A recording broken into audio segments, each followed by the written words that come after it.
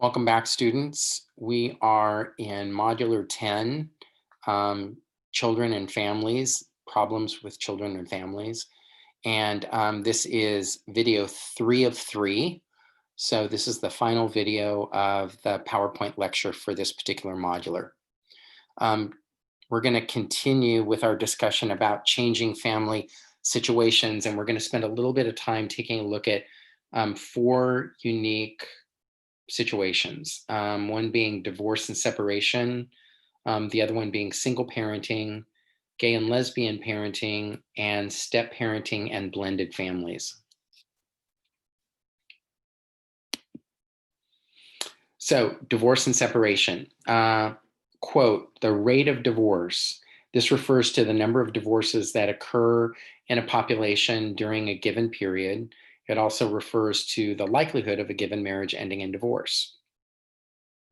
In 2012, 29% of first marriages among women ages 15 to 44 ended in separation, divorce, or annulment within 10 years. One researcher claims that half of all marriages in the United States eventually end in divorce. This estimate is based on the fact that in any given year, the number of marriages is about twice the number of divorces. So it's a unscientific sort of assessment of data, but basically what they're saying is if there were 100 marriages in a given day, on that same day there would be 50 divorces, and so it averages out to about 50% of all marriages are going to end in divorce. The National Survey of Family Growth reports that divorce rates have been dropping during the last few decades. And data indicates that marriages have lasted longer in the 21st century than they did in the 1990s. So I think one of the things that you might give some consideration to is, again, this concept of people getting married a little bit later in life. So there's maybe more of a level of maturity. People are a little more comfortable and settled with who they are. They're happy in their jobs or satisfied in their careers. And so all of those stressors that maybe a person is going through in their 20s is not so prevalent in their 30s. And so again, maybe that's a better or a more opportune time to be thinking about moving into a marital relationship. We also know that there's more, there are more situations where women are having children at a later age. And it seems as though, from a medical standpoint, it may be less risky than maybe it was originally thought to be to have children at a later life. I do believe that there are still some risks, depending on the age of the mother. But we certainly do see now women in their late 30s and 40s who are being first-time mothers. When you're talking about divorce and separation and there's children involved, then you have to talk about custody. And custody is defined as a legal charge given to a person requiring him or her to provide certain types of care and to exercise certain control in regards to another individual, as in parental child custody. So custody is awarded to either the mother or the father. There's the issue of joint custody. This is a divorce arrangement in which parents share child custody equally. With custody where it's awarded to one parent or the other, it doesn't mean that the parent who was not awarded custody doesn't have access to the children. It's just that they don't have the same legal responsibility to care for the children as the parent who was awarded custody. When you're talking about joint custody, there's equal responsibility for the legal care for the children on the part of both parents. And then there's the concept of mediation, which is considered an intervention between a divorcing or divorced couple to promote the settlement of child custody and property issues to reconcile differences and reach compromise. Mediation teams usually include an attorney and a social worker. So this is an opportunity for a couple who's chosen to divorce or has already divorced to work in terms of working with a mediator, somebody who is sort of facilitating the discussion and the process, so that hopefully both parties are satisfied with the outcome, whether it be about property or money or child custody or whatever the situations may be. So now we're going to move on to single parenting. And again, in the United States, since the 1960s, there's been a marked increase in the number of children living with a single parent. In 1980, the United States Census reported that single parent households represented 19.5% of all households. But from 1980 to 2013, the percentage of single parent households jumped from 19.5 to 29.5 in 2015. This spike is attributed to an increase in births to unmarried women and by the increased prevalence of divorce among couples. In 2013, 30% of all families in the US were headed by a single parent. I think we pretty much know that the assumption is that the vast majority of single parents are female, that males often are not the ones who are a single parent, but it doesn't mean that it doesn't happen. So at one point, when courts were taking a look at the determination when in terms of a couple, it was often custody was often awarded to the female. This is kind of more about the previous section that we were talking about in terms of divorce. But we know now that more and more families are going to joint custody. So men may be the head of household for a single parent household. Like we said earlier, the idea of a woman having a child without being married has much less stigma than it did several years ago. And so that's changed, and that has contributed to women feeling more empowered and less concerned about raising a child without being married or without being in a relationship. Researchers have found that when socioeconomic status is controlled for, so in other words, if everybody is, if the economic situation for a two-parent household is balanced and is the same as what a single-parent household has. So again, socioeconomic status is controlled for, children in single-parent families fare as well as those in two-parent families. So there's, while I would not say necessarily that there's nothing lost by having two parents, overall, the research has shown that children can thrive in a single parent family household, and that as long as they are not impacted economically, then again, they would have the same kinds of opportunities and outcomes as a child that was raised in a two-parent family. Because childcare is so expensive, some children of single parents, especially school-age children, become what are known as latchkey children. They are responsible for themselves until their parents get home from work. I don't know how many of you were ever considered a latchkey child, but that was my experience growing up because my mom was a single mom and she worked.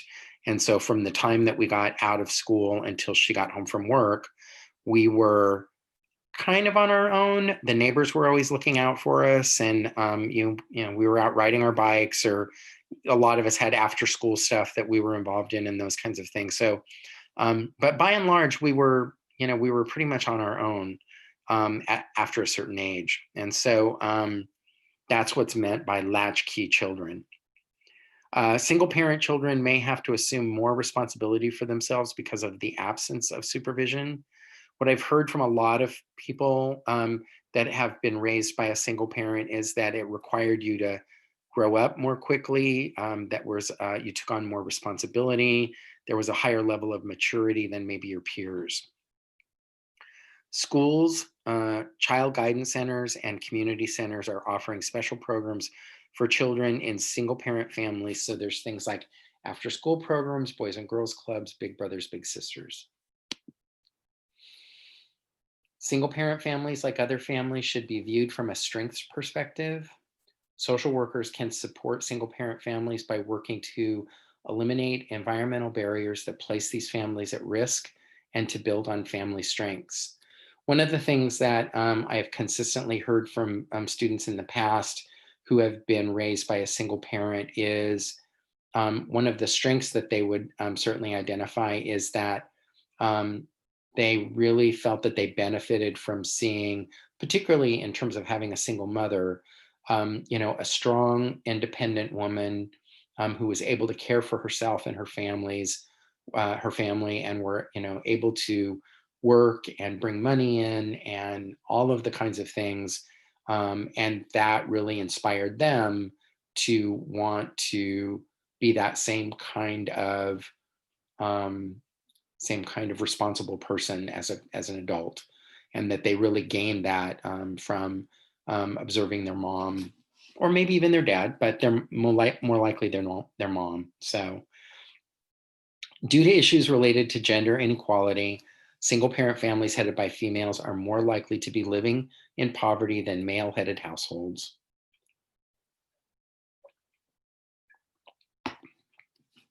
There can be challenging dynamics within the family structure that a child may experience, things like concerns about remarrying, limited role models for healthy relationships. That's a question that we always ask is where does a child learn what a healthy relationship looks like? And their perception of a healthy relationship may be very, very limited if they're being raised in a single parent household. So if they're not seeing a mom and a dad who show how much they love each other, or how they work through problems, or how they work together as a team, and those kinds of things, then maybe there's some lessons that they don't get to observe that may impact them when they move into their relationships as an adult. So that was the consideration in terms of a limited role model. Also, children who are being raised in single parent households may have very significant concerns about the parent remarrying, sort of a stranger coming in. What is that going to mean in terms of the relationship between the child and the mother? There can be levels of jealousy. What's going to happen? Are we going to have to move? Who are these other kids? All sorts of different kinds of changes can happen when someone gets married and there are other children that are involved.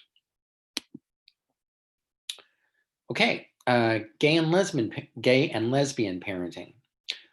So gay and lesbian parenting is a relatively new and unique parenting group.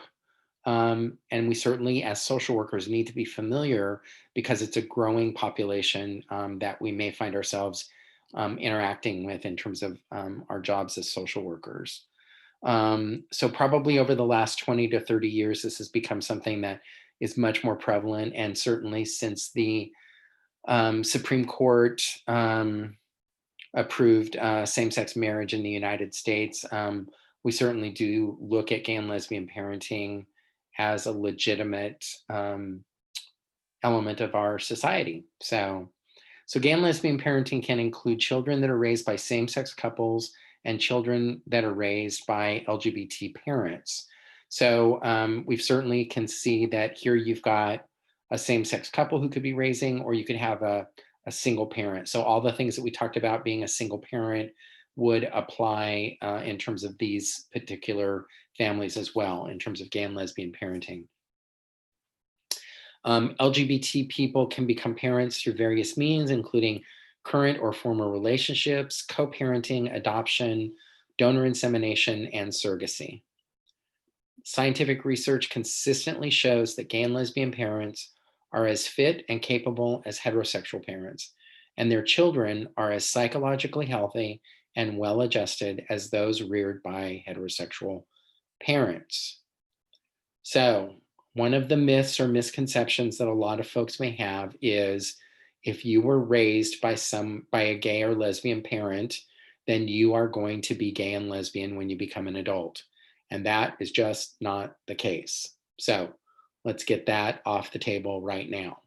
It also shows, as this statement says, that as long as there are that the gay or lesbian parents are in a healthy relationship, that they're competent and capable parents, that there are no negative outcomes for a child, any different than there would be for those that were reared by heterosexual parents.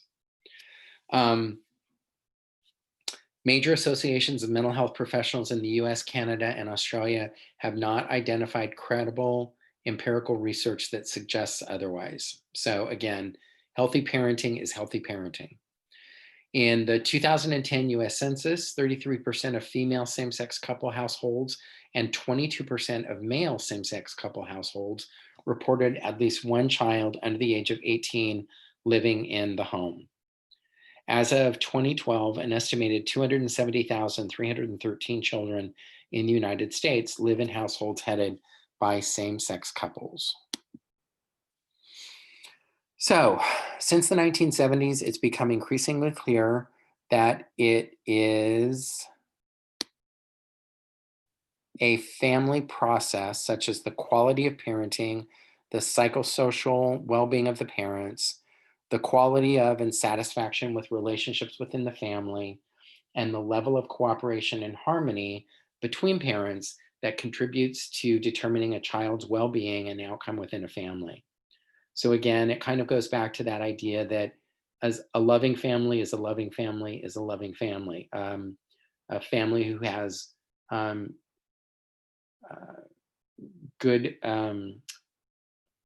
what's the term I'm looking for? Good discipline. There's good structure. There's consistency. It doesn't really matter, whether it's two men, two women, a man and a woman. Those are really the elements that contribute to a successful family. So this is opposed to the belief that children's well-being and happiness have a direct relationship with the type of family structure, such as the number, gender, sexuality, and cohabitation status of parents. So even the idea of two people, whether it be same sex or opposite sex, who are living together but not married, that doesn't necessarily mean that it's going to have a negative impact on the children, as long as, again, all of those elements, loving relationship, healthy relationship, good disciplined structure, consistency, all of those things are the things that children thrive in. Literature indicates that parents' financial, psychological, and physical well-being is enhanced by marriage, and that children benefit from being raised by two parents within a legally recognized union.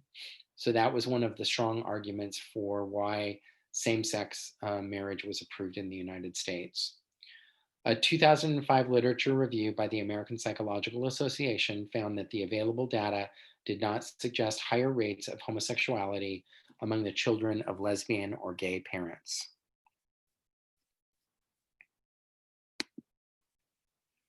Step parenting and blended families. Step families. This is a family that's formed by marriage or long-term relationships between partners in which at least one partner brings children from a previous relationship into the new family system. This is also referred to as a blended family. So of divorced adults, 75% are going to remarry, and 65% of these remarriages involve at least one child. Nearly 1/3 of Americans are now step-parents, stepchildren, step-siblings, or some other member of a step family. It's estimated that by 2020, which is this year, step families will be the predominant family form in the United States. So more prominent than husband and wife and 2.5 children, originally married, more prominent than grandparents raising grandchildren, more prominent than single parent households. The most predominant family form in the United States is going to be step families. So because developing step family relationships can be difficult, time and effort are required by all family members to make the new family constellation work. So working with step families is a very common occurrence. It's a very common um, practice for social workers that may be working independently as licensed clinical social workers. So there's just a lot of stuff that's got to get worked through when you're bringing two families together, and particularly when you're talking about a man and a woman and they come together, but there's still the prior spouses are still in the picture, and there are kids from one family and kids from another family, and now they're coming together to live together. Just a lot of challenges, and so social workers have become quite adept at being able to work with step families. So, family problems that involve children, we're moving on to this as a topic now. We talked a little bit about substance abuse when we talked about substance abuse a few modulars back, about the concept of adult children of alcoholics. And these are adults who, as children, lived in a family in which one or both parents was an alcoholic. The result of living in that kind of chaotic life with that kind of instability, lack of continuity, often develops poor coping skills that transition to their own family relationship. There may be issues around a compulsion to control, a need to overachieve, a need to please others continually. So these are sort of the behavioral outcomes of an adult child of an alcoholic. From an ecological or systems perspective, families develop a way of functioning with the abuser at the central family as the central family member that the rest of the family operates around. So, in a family with children and a spouse, but there's an individual in the family, probably one of the parents, who is an alcoholic that's not in treatment, or a drug user who may not be in treatment, the whole family's ecosystem sort of begins to revolve around that particular person. Um, every day is sort of set in terms of how is dad, how is mom operating today? Are they upset? Are they angry? Are they, overly happy? It's sort of like the parent is the one who kind of sets the tone for the family on any given day. And families have to sort of quickly shift and change in terms of how they operate based on the attitude or the perspective of the substance abuser at that on any particular day. So out of that, the authors talk about these roles that family members may sort of adopt or establish. Things like the person being an enabler, or the hero, or the mascot, or the scapegoat. So the enabler may often be the one who is, helping dad survive another day.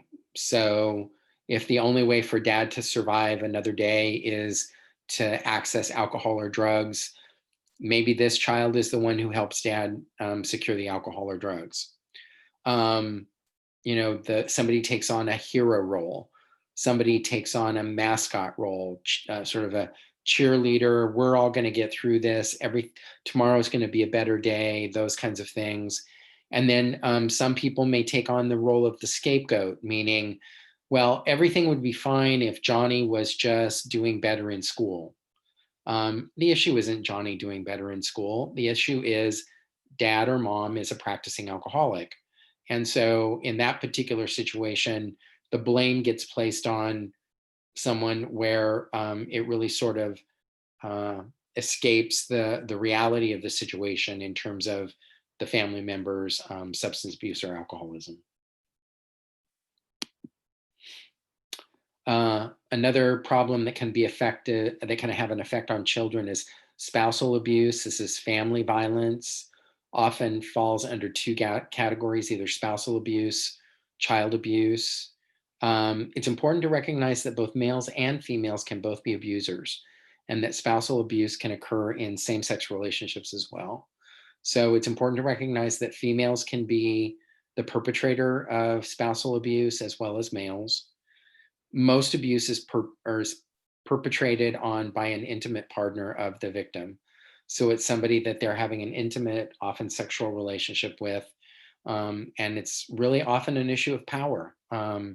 Usually, there's one family member who is more powerful against a member who is less powerful. So, under spousal abuse, there are various forms of abuse, everything from verbal abuse, nonverbal abuse, so things like destruction of property, possessiveness, won't let the partner go anywhere without the abuser present. There's a mistrust of the partner. There can be sexual abuse. There's some interesting new indications of partners perpetrating what's come to be known as birth control sabotage. So, somehow preventing the female from being able to access or utilize her birth control, which then results in an unplanned pregnancy, which now for the perpetrator is, now I have a lifelong relationship with you because you and I have a child together. So again, it's just one more form of control on the part of the perpetrator. We've heard about things like stalking or cyber stalking, which is stalking that takes place using the internet, economic abuse, and even something referred to as spiritual abuse, where maybe the dominating partner uses the other partner's faith to manipulate them, preventing a partner from practicing their own faith traditions. Again, if you go back and look at all of these, it's all about an issue of power and control. Here are some factors that are used to identify child abuse and neglect. One of the factors that is specifically correlated with the likelihood that a child is experiencing abuse or neglect is if they've been previously reported as a victim of abuse or neglect. So if someone has previously been visited by a child protective service worker and now there's a new report of either abuse or neglect, the fact that there was previously a report is a significant consideration. Parent was abused as a child. So we all know that often parents learn how to parent from their parents.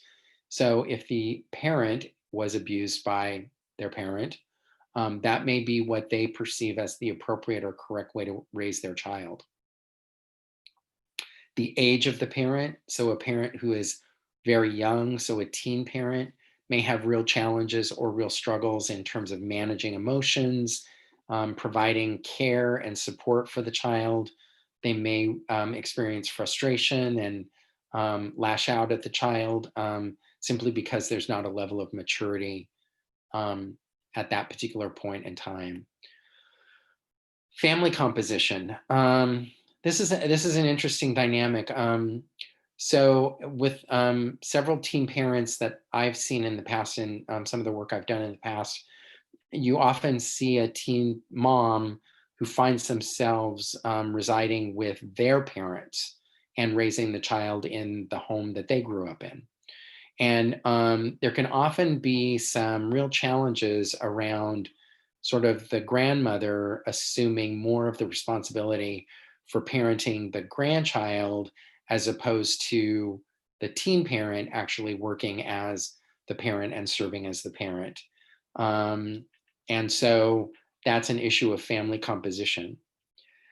History of domestic violence in the family, non-traditional child rearing approaches.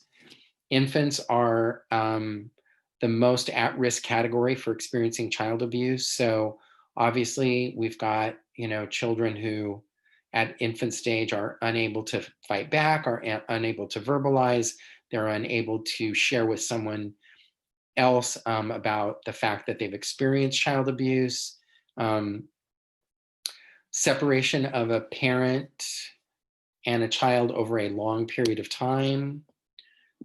So maybe a possible situation where a parent who's been incarcerated ends up coming back and reassumes their role as a parent.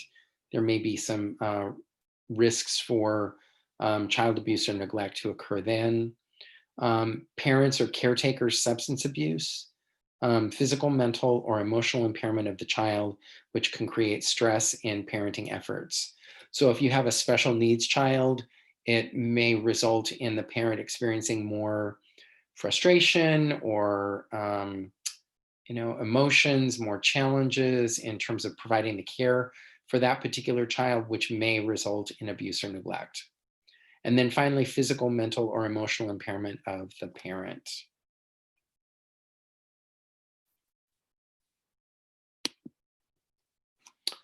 So talking about physical child abuse, it's defined as the physical act of harm or threatening harm against a child by a caretaker that results in physical or mental injury to a child that can include beating, hitting, slapping, burning, shaking, or throwing.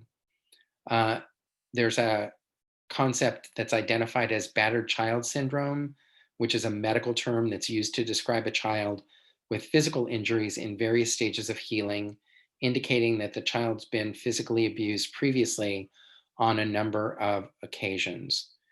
So, child abuse is obviously a hard thing to see. It's hard to believe. It's hard to understand in some situations, but we certainly do need to recognize that it occurs.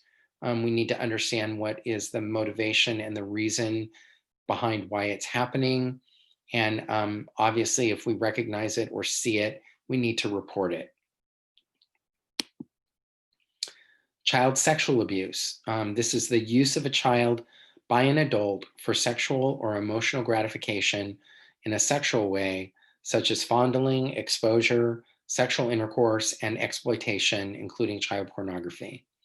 And then the concept of incest, which is sexual abuse between family members. So it's important to recognize again that child sexual abuse is not necessarily about sexual gratification. It's really, again, about power and control. And so if a person feels that they are losing control in their own life, then they look to somebody that they can control or they can manipulate, and often they may turn to a child. Obviously, we also know that for many of the perpetrators of sexual abuse to a child often were victims themselves of child abuse when they were young. I'm sorry, of child sexual abuse when they were younger.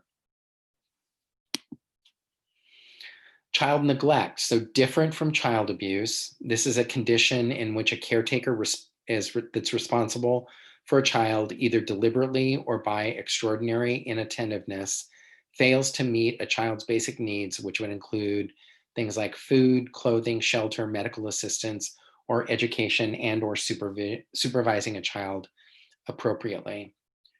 Again, another medical condition identified as non-organic failure to thrive results when a child is 3 percentiles or more below the normal range for height and weight, and no organic reason can be determined. So when you think about child neglect and you think about children not getting adequate food or not getting adequate shelter or medical attention, this can then result in changes in the child in terms of their physical makeup, where they are not growing as they should, and they don't weigh what they should for their particular age. And that is often sort of an indicator for somebody in a medical setting or a social work setting to begin to question whether there might be child neglect going on. Often with failure to thrive, placing a child in a hospital, providing an adequate diet and nurturing will cause the child to gain height and weight, suggesting a lack of parental care as the cause. So, child psychological abuse is defined as acting out against a person emotionally or psychologically, such as verbally belittling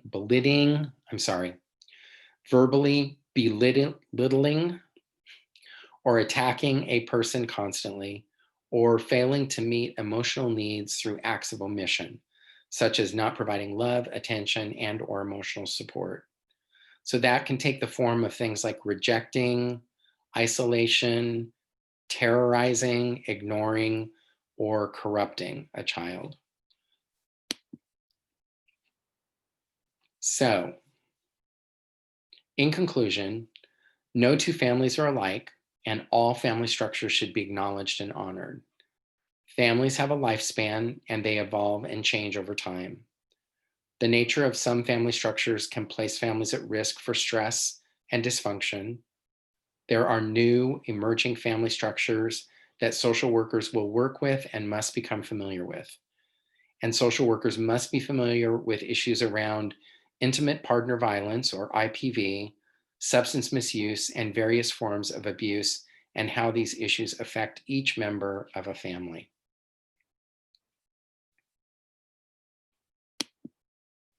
And that is the end of the PowerPoint for Modular 10. And before we leave, I wanted to quickly take you through Modular 10.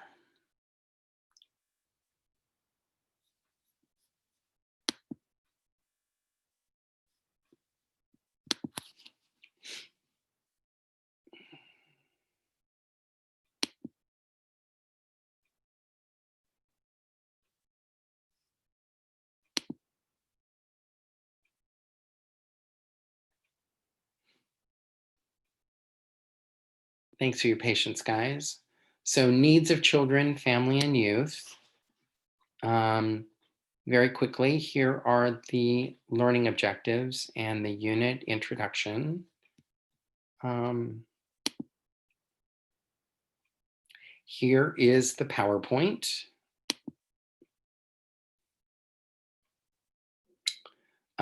Here is a video that really takes a look at what we talked about in the lecture, traditional and non-traditional parents. And of course, the videos that we of the lecture will be built into the modular as well. And this is a really interesting and powerful video, Breaking the Silence About Childhood Trauma. There's two videos here. One is from a woman who is in her mid 30s and talking about what she experienced in the past. And this is a lecture very courageously presented by a freshman at high school. And both of them have very interesting stories to share.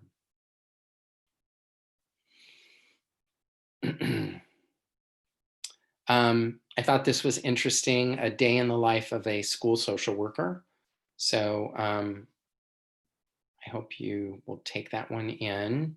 Here is Modular 10. Modular 10 here's the discussion board for Modular 10. And Modular 10's discussion board focuses around what are called Adverse Childhood Experiences Study, or ACEs. I can't tell you how much attention the concept of ACEs has been given over the last several years. It's really looked at from just a variety of different disciplines and professions. And so I really wanted to take some time and introduce you guys to this concept, particularly if you have any interest in working with children and families going forward. So I'm not going to read all of this for you. I want you to take a look at it, read the material, watch the videos, and then your discussion board. Here are your discussion board questions. And here's the guidance in terms of the responses and your replies to peers. The one thing I did want to point out in the video as I'm talking to you right now is ACEs does identify traumatic situations that people may have experienced in their childhood.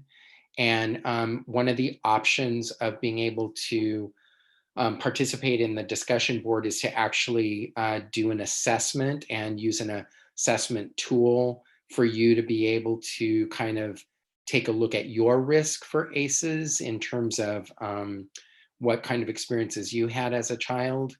I do not in any way expect you to make any self-disclosures about anything that you do not feel comfortable sharing in the discussion board. None of the questions ask you to talk about what happened for you in your childhood that would be related to ACEs. So all of it is sort of third party. It doesn't necessarily require you to talk about anything that comes up for you as you do the assessment or the ACEs assessment. If you're comfortable and you feel fine with sharing about something that you think relates to the question, that's fine too. But I just want to make it very, very clear that I am not expecting you to do any self-disclosure around what you've experienced as a child in your responses to the discussion board. Okay? And then finally, what we have is the quiz. Okay.